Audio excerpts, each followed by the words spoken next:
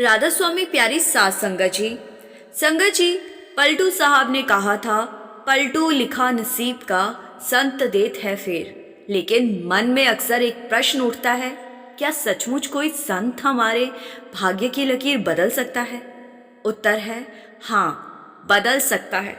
पर यह किसी चमत्कार या दिखावे से नहीं होता, बल्कि तब होता है जब हम उस बेहद सरल बात को समझ लेते हैं जिसे बाबा जी ने संगत को बार बार समझाया है। यहाँ हम ना तो भजन सिमरन की चर्चा कर रहे हैं और ना ही किसी कठिन साधना की। आज बात उस छोटे से काम की है जिसे करना इतना सहज है कि एक नन्हा बच्चा भी कर सकता है। बस शर्त इतनी है कि उसे दिल से अपनाया जाए। संगत जी, इस सत्य को हम किसी कल्पना से नहीं बल्कि एक सेवादार के जीवन की बिल्कुल सच्ची घटना से समझेंगे। ये कहानी है उस इंसान की जिसने बाबा जी की कही एक मामूली सी बात को गहराई से समझ लिया और फिर उसी के अनुसार जीवन जीना शुरू किया। बाबा जी की जिस बात को हम सब अक्सर नजरअंदाज कर देते हैं, उस आसान की बात को इस सेवादार ने समझा और अपनी किस्मत बदल दी। ऐसा नहीं कि बदलाव धीरे धीरे आया, मालिक की कृपा ऐसी बरसी कि जैसे रातों रात सब कुछ बदल गया। इतना मिला कि आने वाली 7 पीढ़ियां भी अगर कुछ ना करे तो भी कमी ना पड़े। लेकिन संगत जी, इस सेवादार की शुरुआत बहुत कठिन थी। एक समय ऐसा भी था जब वो गरीब के बोझ तले इतना दब चुका था कि उसे लगता था अब मेरी किस्मत शायद कभी नहीं बदलेगी। हर तरफ सीमाएं थी, परेशानियां थी और भविष्य को लेकर डर था। पर बाबा जी की नजर एक कृपा पड़ी और फिर जो हुआ वो पूरी संगत के लिए एक मिसाल बन गया जी। हरियाणा के जींद जिले से ताल्लुक रखने वाले इस सेवादार का नाम है दलवीर सिंह। दलवीर सिंह एक बिल्कुल साधारण जीवन जीने वाले व्यक्ति थे। एक फैक्ट्री में नौकरी करते थे और साथ साथ डेरा से भी गहराई से जुड़े हुए थे। निष्ठावान सेवक थे। बाहरी रूप से उनका जीवन सामान्य दिखता था, लेकिन भीतर से एक संघर्ष लगातार चल रहा और वो संघर्ष था आर्थिक तंगी का संघर्ष। घर की जरूरतें बढ़ती जा रही थी, आमदनी सीमित थी और आने वाला कल उन्हें अंदर ही अंदर परेशान करता रहता था। जब भी दलबीर सिंह सत्संग में जाते या डेरे पहुंचते या किसी भी जगह पर जाते तो उनकी नजर अपने आप दूसरों पर टिक जाती। कोई महंगी गाड़ी में आ रहा है, कोई अच्छे कपड़ों में सजा धजा दिखता है। ये सब देखकर उनके मन में टीस उठती। वे अक्सर बाबा जी से मन ही मन शिकायत करने लगते कि मेरे पास तो बस एक पुरानी साइकिल है, पहनने को वही घिसे पिटे कपड़े। आपने सबको इतना कुछ दे दिया, पर मुझे ही क्यों खाली हाथ रखा? यही सोच धीरे धीरे उनके भीतर जगह बनाती चली। इसका असर उनकी सेवा और सत्संग पर भी पड़ने लगा। वहां सेवा और सत्संग में उनका शरीर तो मौजूद होता, लेकिन मन कहीं और उलझा रहता। जब कभी दूसरी संगत उन्हें समझाती कि शिकायत नहीं करनी चाहिए, तो दलबीर सिंह कह देता कि क्यों ना करो शिकायत। उनकी पत्नी रजनी देवी की स्थिति भी कुछ अलग नहीं थी। उनके मन में भी हमेशा शिकायतें ही उमड़ती रहती थी। वो भी बार बार अरदास के टाइम बाबा जी से यही सवाल करते कि इतनी सेवा और विश्वास के बावजूद उनके हिस्से में सिर्फ संघर्ष और गरीबी ही क्यों आई। उनके पड़ोस का माहौल भी उनके लिए और जहर घोलने वाला था। आसपास के लोग अक्सर ताने मारते, डेरे वाले बाबे के पीछे पड़े रहोगे तो क्या मिलेगा? कुछ नहीं, किसी अच्छे ज्योतिषी या तांत्रिक को दिखाओ, तभी कुछ बनेगा। अब ज्योतिषी तुम्हारे ग्रहों की दिशा बदल देगा और तुम अमीर हो जाओगे। धीरे धीरे इन बातों का असर होने लगा। पड़ोसियों की बातों में आकर दलबीर और रजनी देवी ने सत्संग में जाना लगभग छोड़ दिया। अब उनका झुकाव ज्योतिषी और तांत्रिक की ओर होने लगा। वो उम्मीद करने लगे कि शायद वहां से कोई हल निकल आएगा। इसी बीच एक दिन उनके सेंटर में बहुत बड़ी सेवा लगनी थी। कई जगहों से जत्थे आने वाले थे। दलबीर और उनकी पत्नी भी उस सेवा में शामिल हुए। उस दिन का माहौल अलग ही था। चारों तरफ सेवा, संगत और हलचल थी। लेकिन दलबीर और रजनी देवी के मन में वही पुरानी गांठ बंधी हुई थी। सेवा के दौरान भी वे अपनी शिकायतें दोहराते रहे। एक अन्य सत्संगी से वो कह रहे थे, हम तो हर समय सेवा में लगे रहते, फिर भी सद्गुरु ने हमें कुछ नहीं दिया। और देखो, बाकी लोगों के पास कितना कुछ है और हमारे पास इतना भी नहीं कि नए कपड़े ही खरीद सके। एक स्कूटर तक नहीं ले सकते। इस टूटी साइकिल पर ही आना पड़ता है। उन्हें ये एहसास तक नहीं था कि उनकी बातें पास ही खड़े दूसरे जत्थे तक पहुंच रही। दूसरे शहर से आए उस जत्थे में एक ऐसी माता जी भी थी जो अत्यंत संपन्न थी और नाम कमाई में भी बहुत आगे थी। उन्होंने दलबीर और रजनी देवी की बातें साफ साफ सुन ली। अब जब दलबीर और उनकी पत्नी वहां से आगे बढ़ गए तो माता जी ने उसी सत्संगी की ओर मुड़कर शांत स्वर में पूछा, ये लोग आखिर किस बात को लेकर इतनी शिकायत कर रहे थे?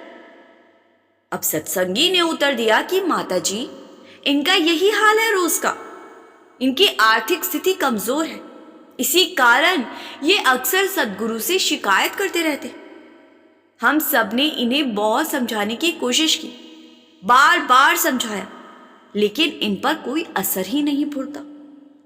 अब माताजी बेहद ऊंची कमाई वाली और गहरी अनुभूति रखने वाली आत्मा थी।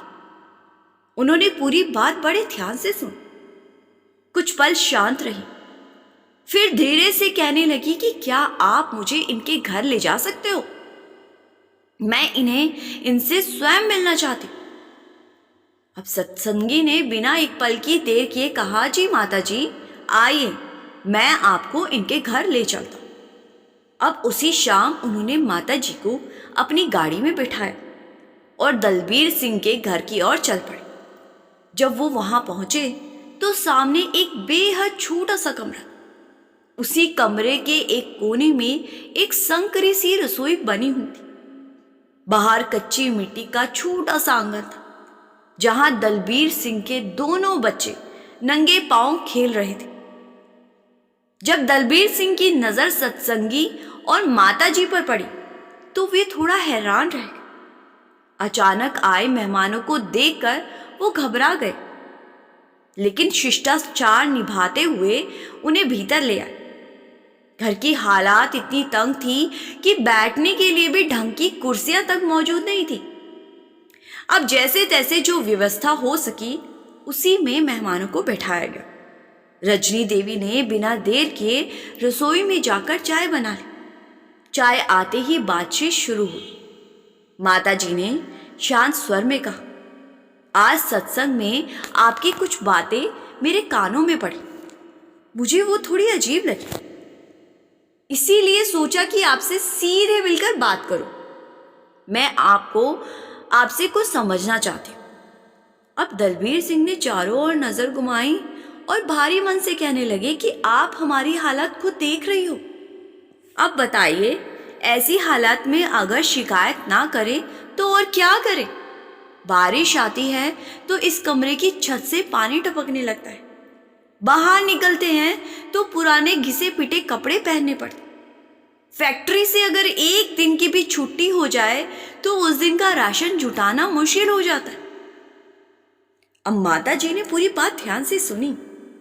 एक पल रुककर उन्होंने कहा, ऐसी स्थिति में तो आपको बाबा जी का और भी अधिक शुक्रिया अदा करना चाहिए। अब इतना सुनते ही दलबीर सिंह का संयम टूट गया जी। उनके भीतर दबा हुआ गुस्सा बाहर आ गया। उन्होंने तीखे स्वर में कहा, क्या आप हमारा मजाक उड़ाने आई हो? आखिर किस बात का शुक्रिया करें हम? इस टूटी हुई छत का या इन फटे पुराने कपड़ों का? या सामने खड़ी उस पुरानी सी साइकिल का? आपके पास पैसा है, बड़ी बड़ी गाड़ियां हैं, इसीलिए ये बातें कहना आपको आसान लगता है। एक दिन हमारी जगह आकर तो देखिए, तब समझ में आएगा कि ऐसे जिंदगी में शुक्राना करना कितना आसान होता है। अब माता जी ने दलबीर की कड़वी बातों को पूरे संयम और शांति से सुना जी। उनके चेहरे पे ना तो नाराजगी थी ना कोई कठोरता। कुछ क्षण रुककर उन्होंने बेहद सहज स्वर में कहा, ठीक है, अगर शुक्राना नहीं हो पाता तो कम से कम भजन सिमरन तो करते ही होंगे। अब ये सुनते ही दलबीर सिंह और उनकी पत्नी रजनी देवी के चेहरे उतर गए। दोनों ने थके हुए हताश स्वर में उत्तर दिया, ऐसी हालात में भजन सिमरन कैसे हो सकता है? फिर रजनी देवी ने कहा कि मैं दूसरों के घरों में काम करती और ये फैक्ट्री में मजदूरी करती। 2 वक्त की रोटी जुटाना ही इतना कठिन हो जाता है कि ना मन में शुक्र बचता है ना भजन सिमरन की स्थिति। अब माता जी ने बातों के बीच एक नजर बाहर आंगन की ओर डाली। वहां दलबीर के दोनों बच्चे मिट्टी में खेलते हंसते और शोर मचाते हुए पूरी मस्ती में डूबे थे। अब ये दृश्य देखकर माता जी के चेहरे पर हल्की सी मुस्कान फैल गई। उन्होंने स्नेह से कहा, अब मैं तुम्हें एक बात कहना चाहती हूँ, ध्यान से सुनना। अगर तुमने मेरी बात समझ ली और उस पर चल पड़े तो तुम्हारे दिन जरूर बदलेंगे। अब माता जी ने दलबीर की पत्नी को अपने पास बैठने का इशारा किया। दोनों पति पत्नी चुपचाप उनके पास आकर बैठ गए जी। माता जी ने गंभीर लेकिन स्नेह भरे स्वर में कहना शुरू किया कि तुम बार बार सदगुरु से शिकायत करते हो, लेकिन मेरी नज़र में तुम्हारा परिवार बहुत सौभाग्यशाली। जरा देखो, तुम्हारे ये बच्चे जो आंगन में हंसते खेलते फिर रहे हैं, इन्हीं के लिए इस दुनिया में कितने लोग तरसते जिनकी संतान नहीं। उनसे जाकर पूछो उनके अंदर का दर्द कैसा है। और तुम्हें मालिक ने 2 सुंदर खूबसूरत बच्चे दिए। यहाँ ऐसे भी लोग हैं जिनके पास बड़ी बड़ी कोठियां हैं, अथाह धन दौलत है, हर सुख सुविधा मौजूद है, लेकिन उनकी गोद सुनी है। वो संतान पाने के लिए दर दर भटकते फिरते हैं।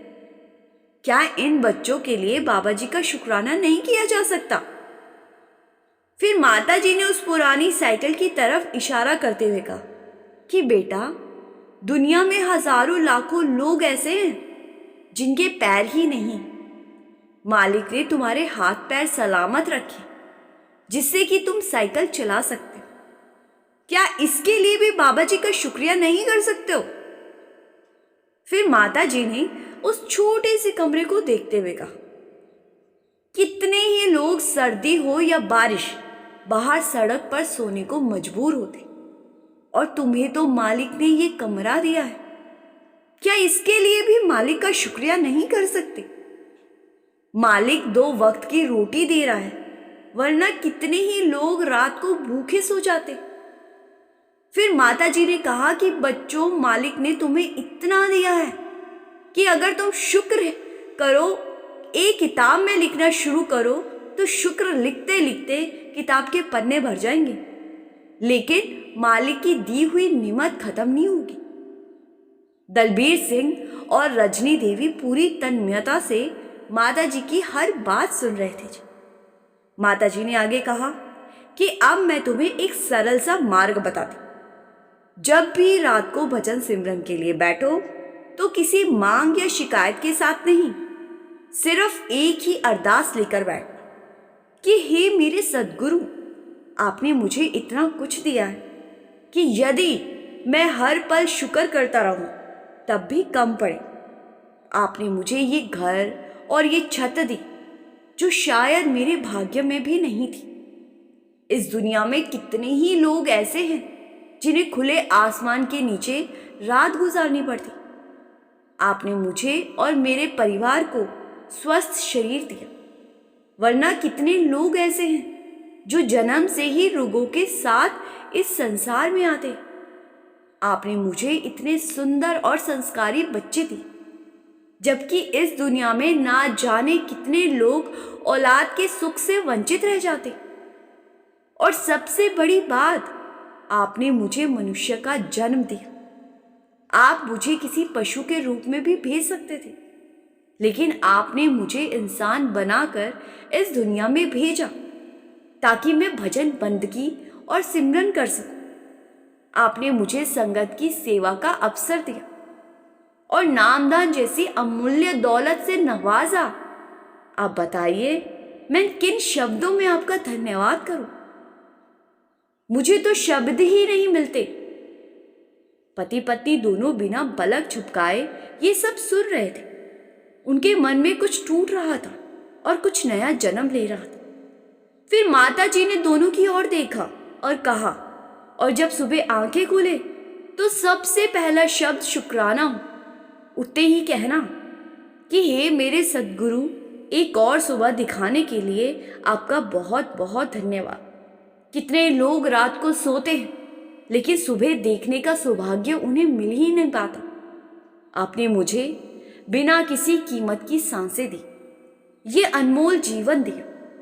इसके लिए आपका लख लख शुक्रिया, आपका लाख बारी धन्यवाद। वरना इन सांसों की कीमत तो अस्पतालों में देखने को मिलती है। माता जी की इन बातों ने दलबीर सिंह और रजनी देवी के दिल को भीतर तक छू। उनकी आंखें अपने आप भर आई। वो पहली बार समझ रहे थे कि कमी कहाँ। माता जी ने स्नेहपूर्वक मुस्कुराते हुए कहा कि दलबीर और रजनी, अगर तुमने सचमुच इन बातों को दिल से अपना लिया ना, तो बाबा जी की कृपा इतनी बरसेगी कि तुम शुक्र करते करते थक जाओगे, लेकिन उनकी मेहर कभी थमेगी नहीं। पर याद रखना, ये बातें केवल बोलने के लिए नहीं है, इन्हें दिल में उतारना है, महसूस करना है। मालिक से कभी शिकायत मत करना और कुछ मांगना भी नहीं। बस हर हाल में शुक्राना करना है, शुक्र करना है। हर स्थिति में बिना किसी शर्त के शुक्र करना है। दलबीर सिंह और रजनी देवी ने हाथ जोड़कर माताजी से कहा कि माताजी, हम आपकी कही हर बात पर अमल करेंगे। कुछ देर बाद माताजी वहां से विदा हो गई। संगत जी, उसी दिन से दलबीर और रजनी के जीवन की दिशा बदलने लगी। उन्होंने हर सांस के साथ बाबा जी का शुक्रिया अदा करना शुरू कर दिया। जो भी मिला, जैसा भी मिला, उसी में धन्यवाद करना शुरू कर दिया। साथ ही उनका मन फिर से भजन सिमरन में टिकने लगा। जो पहले बिखर गया था, समय बीतने लगा। कुछ ही दिनों बाद उस फैक्ट्री में जहां दलबीर मजदूरी करता था, विदेश से एक नई और अत्याधुनिक मशीन मंगवाई गई। मशीन तो आ गई, लेकिन एक बड़ी परेशानी खड़ी हो गई। उसे चलाने के लिए किसी ऐसे कारीगर की जरूरत थी जो अनुभवी हो। फैक्ट्री मालिक ने बहुत तलाश की, लेकिन उसे कोई उपयुक्त व्यक्ति नहीं मिल पा रहा। अब जब दलबीर को इस बात की जानकारी मिली, तो उसके भीतर कहीं दबा हुआ वो आत्मविश्वास जाग उठा। उसने सीधा फैक्ट्री के मालिक से मिलने का साहस किया और शांत लेकिन बहुत ही दृढ़ स्वर में कहा कि मैं इस मशीन को चला सकता। असल में दलबीर को शुरू से ही तकनीकी कामों में गहरी रुचि थी। मशीनें, औजार और नए सिस्टम, इन सबको समझना उसे पसंद था। वो कई तरह के तकनीकी कामों से पहले से ही हाथ आजमा चुका था, बस कभी मौका नहीं मिला था। अब वक्त बदलने वाला था। जैसे ही उसने शुक्राना करना शुरू किया, वैसे ही बाबा जी ने उसके जीवन में उन्नति के द्वार खोलने शुरू कर दिए। उसका खोया हुआ आत्मविश्वास लौट आया और अपनी कला को साबित करने का जज्बा फिर से जाग उठा। मालिक यह सुनकर चौंक गया। उनकी नजर में दलबीर अब तक सिर्फ एक साधारण मजदूर था। उसने कहा, अगर तुम्हें लगता है कि तुम इस मशीन को चला सकते हो, तो अभी चलाकर दिखाओ। अगर तुम सफल रहे तो मैं तुम्हें इसी मशीन का कारीगर बना दूंगा। अब दलबीर बिना घबराए आगे बढ़ा और मालिक के सामने ही उस नई मशीन को पूरी कुशलता के साथ चला कर दिखा दी। मशीन बिल्कुल सही ढंग से चलने लगी। अब ये दृश्य देखकर मालिक बेहद खुश हुआ। वैसे भी दलबीर की ईमानदारी और मेहनत से मालिक पहले से ही प्रभावित था। उसी दिन उसने दलबीर को मजदूरी के काम से हटा दिया और मशीन कारीगर की जिम्मेदारी सौंप दी। अब इतना ही नहीं, मालिक ने आगे कहा, इस पद की तनख्वाह एक आम मजदूर से 20 गुना अधिक होती है। अब मुझे किसी और को ढूंढने की जरूरत नहीं है। मैं तुम्हें ही इस पद पर नियुक्त करता हूं और आज से तुम्हें पूरी वही तनख्वाह मिलेगी जो इस जिम्मेदारी के लिए तय है। अब ये शब्द सुनते ही दलबीर सिंह की आंखें भर आई। वर्षों की तंगी, अपमान और बेबसी जैसे एक ही पल में पिघल गई। वो समझ गया था कि ये सिर्फ मशीन की नौकरी नहीं थी, बल्कि शुक्राने की राह पर चलने का फल था। सबसे पहले दलबीर सिंह ने ये समाचार अपनी पत्नी रजनी देवी को सुनाया। ये सुनकर कुछ क्षणों तक विश्वास ही नहीं कर पा रही थी वो। जो इंसान कल तक मामूली मजदूरी पर काम कर रहा था, जिसकी मासिक आमदनी सिर्फ 4,000 के आसपास थी, वही आज बाबा जी की कृपा से उसी रकम को कई गुना कमाने की राह पर चल पड़ा था। ये उनके लिए किसी चमत्कार से कम नहीं था जी। लेकिन संगत जी, यहीं पर बाबा जी की मेहर रुकने वाली नहीं थी। एक वर्ष भी नहीं बीता कि एक दूसरी फैक्ट्री से दलबीर को और भी अधिक वेतन पर काम करने का ऑफर मिला। उसकी ईमानदारी, मेहनत और तकनीकी समझ अब पूरे इलाके में चर्चा का विषय बन चुकी थी। जल्द ही उसकी तनख्वाह बढ़कर 1 लाख तक पहुंच गई थी। असल बात यह थी कि दलबीर जिस मशीन पर काम करता था, उसे चलाने की महारत रखने वाले लोग देश में गिने चुने ही थे। इसी वजह से फैक्ट्री मालिक उसे ऊंची तनख्वाह देने के लिए भी बिना हिचके हुए तैयार हो जाते थे। अब समय के साथ दलबीर ने समझदारी दिखाई। फिजूल खर्ची छोड़कर उसने पैसे सहजने शुरू किए और कुछ ही वर्षों में उसकी जमा पूंजी अच्छी खासी हो गई। फिर बैंक से लोन लेकर उसने अपने नाम एक सुंदर सा 3 कमरों का फ्लैट खरीद लिया। थोड़े ही अरसे बाद एक और सपना साकार हुआ। उसने अपनी खुद की गाड़ी ले ली। जो ख्वाब कभी उसे बहुत दूर और असंभव लगता था, वो अब उसकी रोजमर्रा की हकीकत बन चुका था। और संगत जी, दलबीर की ये कहानी यहां भी नहीं रुकी। कुछ ही सालों में दलबीर ने हिम्मत करके अपनी एक छोटी सी फैक्ट्री भी शुरू कर दी। आज वही दलबीर जो कभी अपनी पुरानी साइकिल की हालात को लेकर दुखी होता था, हमेशा दुखी रहता था, आज महंगी कार में बैठकर सत्संग जाने लगा। संगत जी, एक समय ऐसा भी था जब दलबीर और रजनी देवी हर वक्त शिकायतों में उलझे रहते। उन्हें लगता था कि जीवन ने उन्हें सिर्फ संघर्ष ही दिया, खुशी कुछ भी नहीं। हर बात में उन्हें अपनी किस्मत ही दोषी नजर आती थी। लेकिन जब उन्होंने उस माता जी की दी हुई सीख को पूरे दिल से अपनाया, तो मानो उनकी तकदीर ने करवट ही बदली। जहां पहले निराशा थी, वहां अब संतोष ने जगह ली। यही तो कहा जाता है कि संत महापुरुषों के वचन कभी खाली नहीं जाते। उस माता जी ने दलबीर से जो कहा था, वो एक एक शब्द सच होकर सामने आया। बाबा जी ने उस पर ऐसी असीम कृपा बरसाई कि दलबीर धन्यवाद करते करते थक गया, लेकिन मालिक की कृपा रुकने का नाम ही नहीं ले रही थी। संगत जी, अब मैं आपको शुक्र करने की ताकत की एक और मिसाल देने जा रही हूं। कृपा करके इसे ध्यान से सुनिए जी। संगत जी, एक गांव में एक अत्यंत पहुंचे हुए संत आए। वो संत ऐसे थे जिनका सीधा नाता मालिक से माना जाता था। पूरे गांव का ये विश्वास था कि संत जी की प्रभु से सीधी बातचीत होती है।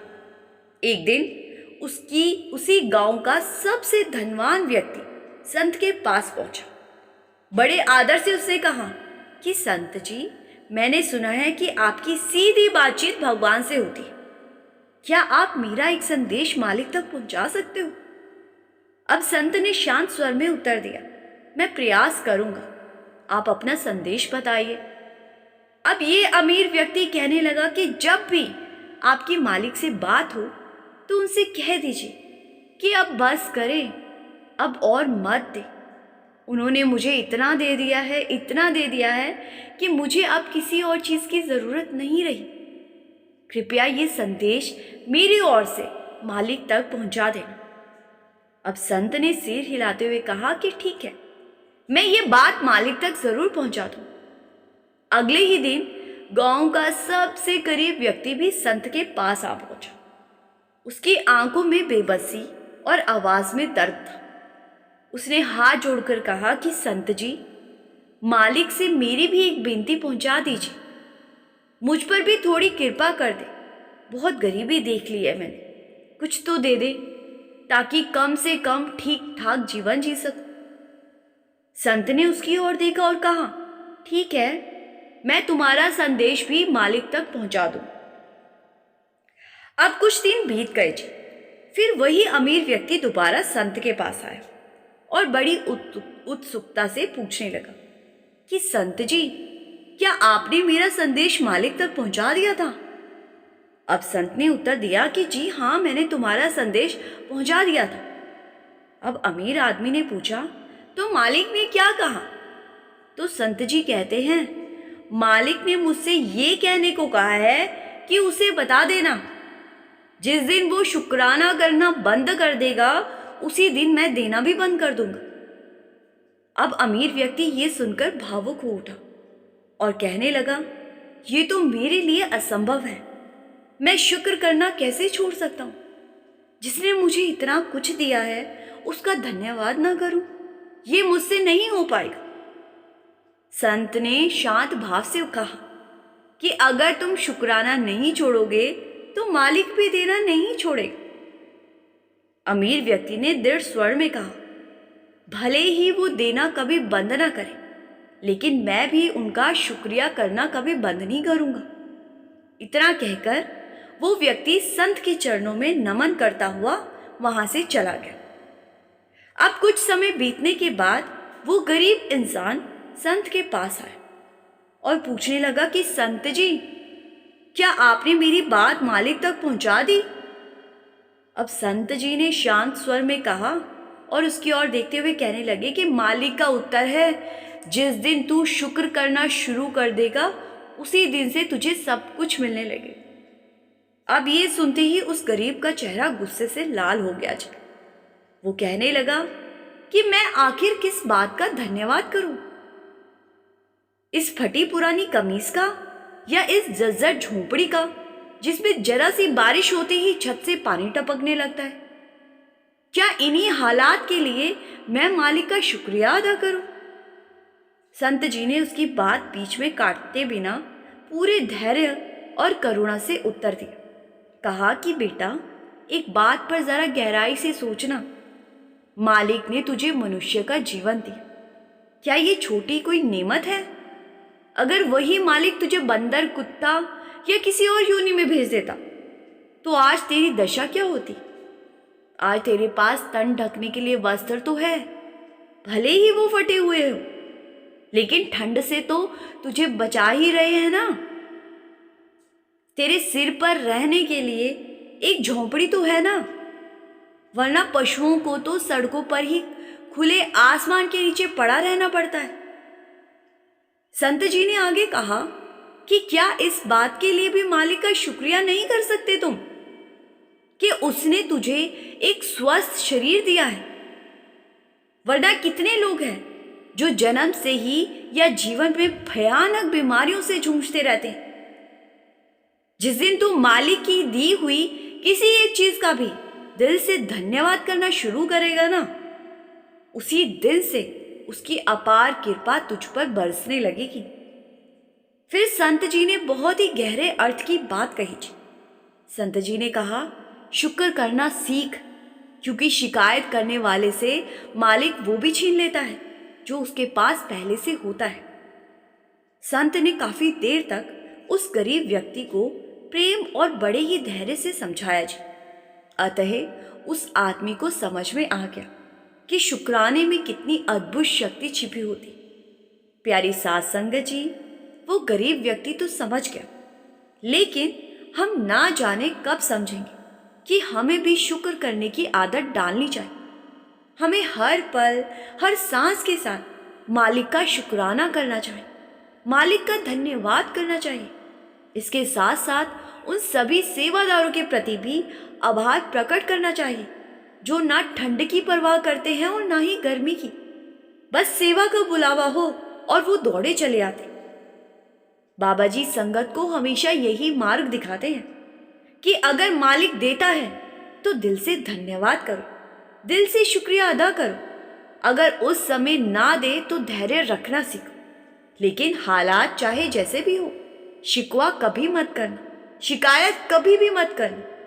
संगत जी, कल रायपुर में हजूर जी संगत को ओपन कार दर्शन देंगे जी, और संगत के साथ सवाल जवाब भी करेंगे। हम पूरी कोशिश करेंगे कि कल होने वाले सवाल जवाब आपके साथ जरूर साझा कर सके जी। संगत जी, अब इस वीडियो को यहीं विराम देते हैं जी। संगत जी से मेरी हाथ जोड़कर बेनती है कि कमेंट में प्यार भरा राधा स्वामी जरूर लिखिए जी, और संगत के अपने इस चैनल रूहानी सफर को सब्सक्राइब करना मत भूलिए जी। गुरु प्यारी साध संगत जी, राधा स्वामी जी।